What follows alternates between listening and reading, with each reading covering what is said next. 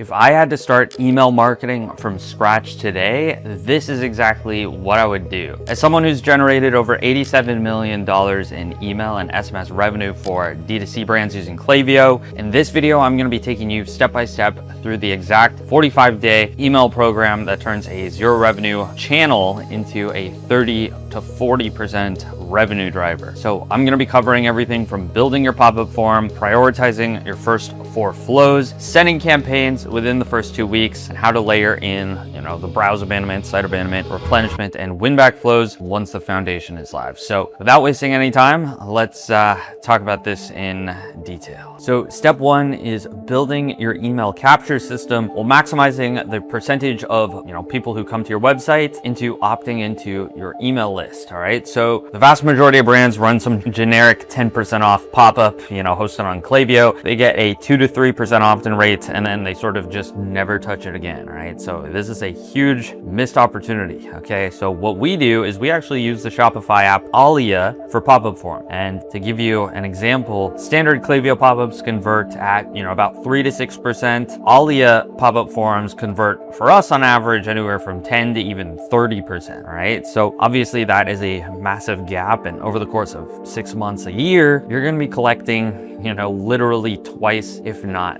3 times as much as, what people are doing on Klaviyo pop-up. All right, now how do you actually set up the pop-up form? So from a very basic level, you want on step 1 to only ask for their email, and step 2, ask for their phone number, meaning you don't want to ask for the email and phone number in the same step because that's going to drastically reduce the conversion rate. Now, another great thing that you could do with Alia very effectively is ask a quiz question on step 1 before you ask for the email. So in many cases, this actually increases the percentage of people who submit their email just because it increases the level of interactiveness of the pop-up. It makes it feel more tailored, of course, but you're also able to collect zero-party data up front. So for instance, with this dog brand, for example, this brand that sells dog clothing, we're asking them, what size dog do you have? All right. So now we're able to create different segments based on their dog size, but also number 2, and more importantly, is you're able to create custom flow paths in your welcome flow. So for instance, you might have flow path A, which,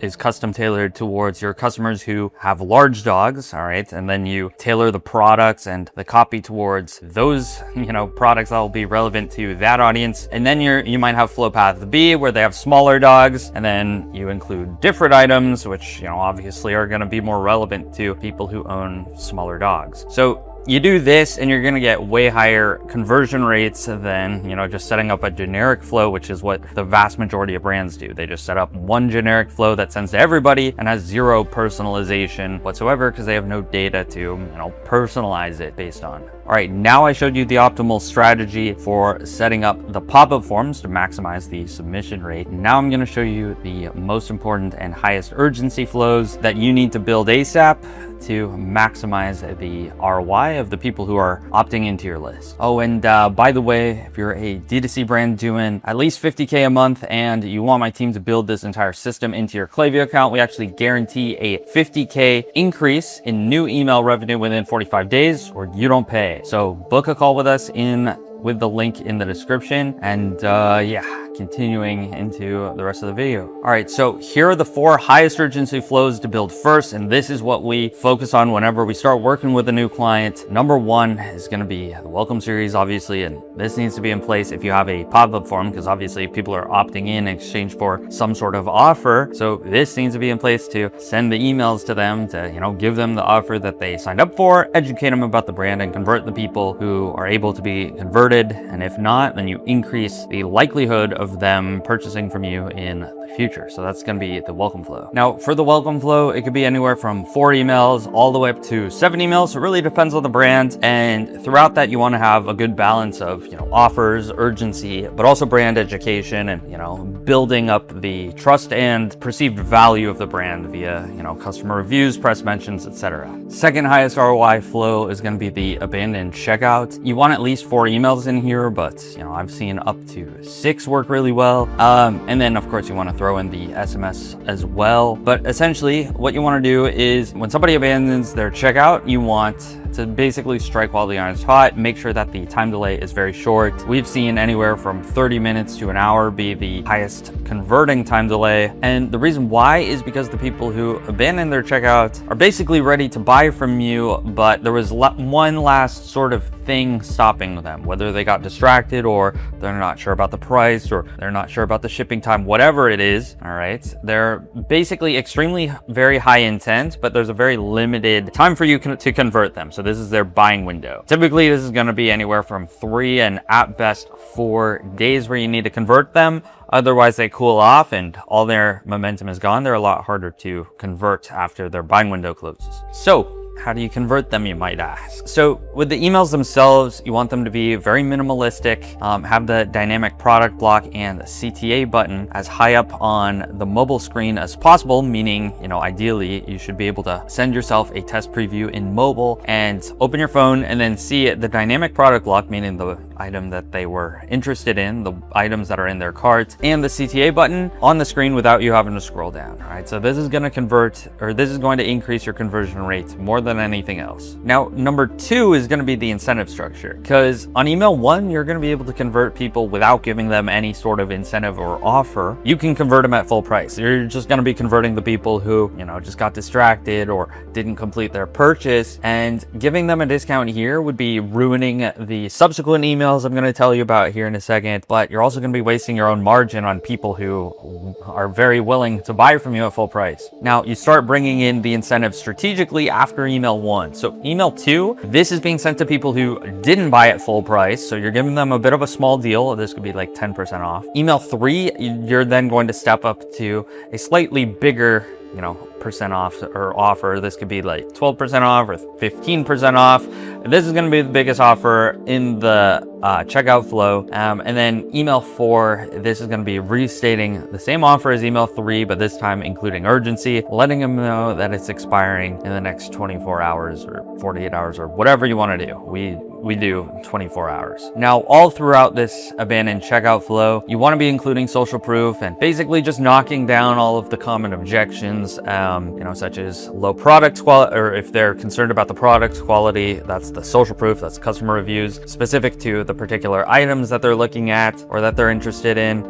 Press mention, showing that the brand is legitimate, letting them know when they qualify for free shipping. Sometimes this requires multiple conditional splits. But yeah, so implement all of those and you're going to have a very high converting abandoned checkout flow. Next up is the abandoned cart. So this is going to be actually extremely similar to the abandoned checkout, but it's going to be custom tailored to, the added to cart stage. So this gets sent to anybody who added products to their cart, but they never started checkout. And it's going to be basically the same as the abandoned checkout, but the only difference, or the only main difference, is the dynamic product block is going to be different. All right, so I have a video on my channel showing how to set that up, but it needs to be set up differently to show the items that are in their carts. And the CTA button is going to be different. You're going to be sending them to the cart page instead of the checkout page. And finally, the next most important flow in terms of maximizing revenue is going to be the post-purchase flow. So this is going to encapsulate a ton of different flows, such as the replenishment reminder,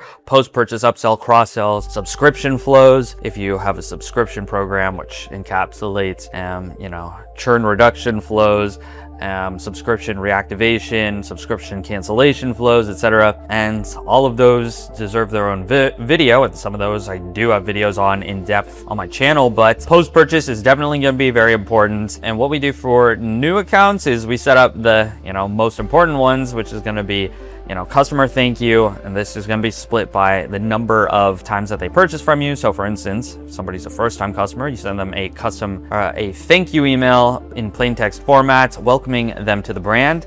And that's going to be different from somebody who has bought from you 4 times, in which case you're going to send a much more, personal customer thank you, thanking them for being a customer with you since 4 months ago or whatever. And you could add merge fields like putting in how much money they've spent with you, how many times they've ordered from you, last time they purchased from you, etc. Really trying to maximize the authenticity of the email so that the customer thinks that, oh, somebody from the team is actually messaging me, or the founder from the team is actually acknowledging me. All right, this goes a long way to really strengthening the connection with the brand. Then there's super basic things like, post-purchase upsells. There's basically giving a limited time offer, expires in 24 hours if they want to add a product to their cart, or after, the product has already been sent and they want to, buy something for a limited time offer as well. That works really well. Cross sells, obviously promoting relevant products based on what they bought.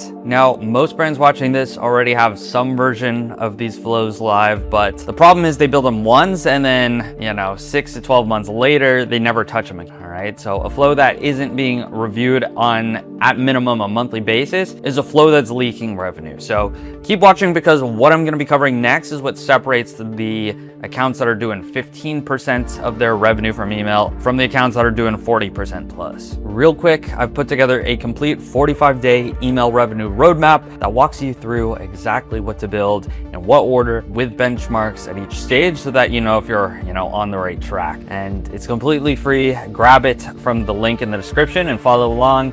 And now back to the video. So you need the campaigns because the flows are only going to be reaching people who are already actively taking specific actions on your website, but the campaigns obviously reach everybody on your list, all right? And the beautiful thing is that when you send out the campaigns, you're going to be sending, certain people are going to be taking action from those campaigns, coming to your website, and then feeding the flows based on whatever action they take on your website. So at minimum, you want to be sending 3 campaigns per week to your engage segment, essentially from day one. All right, that's what we've found to be the sweet spot for campaign volume.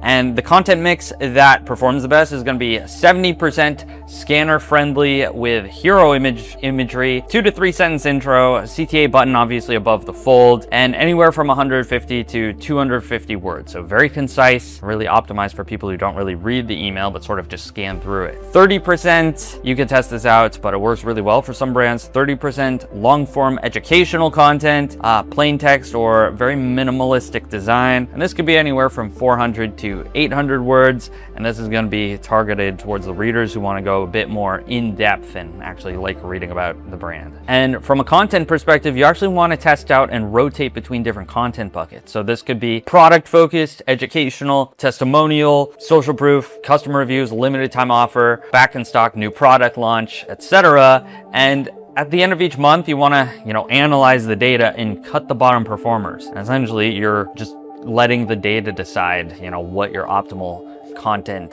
mix is. Now, part 4, your secondary flows. So you want to build these once core flows are live and campaigns are running consistently, and they're still very important, but they're not as high urgency as things like the welcome flow or checkout flow. So first is going to be the browse abandonment. This is going to be anywhere from 4 to 5 emails. And this fires when somebody views a product and leaves your website without adding it to their cart. All right. So it's going to be relatively similar in structure to the abandoned checkout, but it's going to be somewhat less aggressive because these people aren't as high intent as somebody who is already starting checkout. The content also needs to be a bit more educational rather than, knocking down their objections like you would be in the abandoned checkout. Focus more on educating them about the brand and product, how it compares to competitors, continuing to use social proof, and basically just tailoring it to somebody who's window shopping between you and competitors versus somebody who is already basically sold, but, needs that last extra push, if you will, like you would at the abandoned checkout stage. Now, replenishment flow,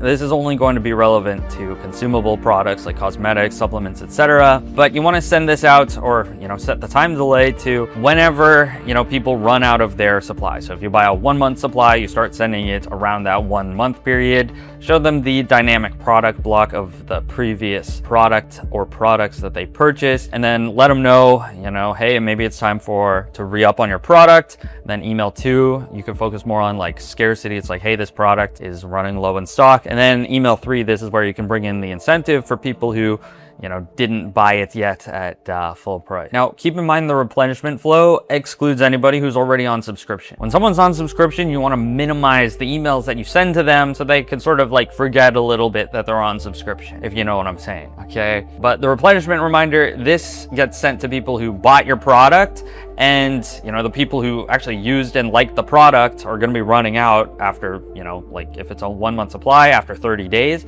This is where you follow up with them. All right. And then what you could do is, if they don't rebuy the product, you could also upsell the subscription. It's like, hey, like, by the way, you can save 15% each month if you buy the next item on subscription. So, and then finally, we have the win back flow. So this one, you want to have, at least 4 to 5 emails, and you want to spread this out over a decent amount of time, starting from when it first gets triggered, which could be anywhere from 90 to 120 days for more consumable products, and then longer for more long-term products, such as if somebody buys like a high-ticket item such as like a portable sauna, those are supposed to last like years. Obviously, you don't want to be sending a win-back flow to them after 3 months. That would be more so like 6 months to a year. It's like, hey, by the way, check out what we have now. By that time they're already using the product and they like it. They receive an email from you and it's like, okay, like I'm bored, like I'm on my phone, like I might as well check out what's new at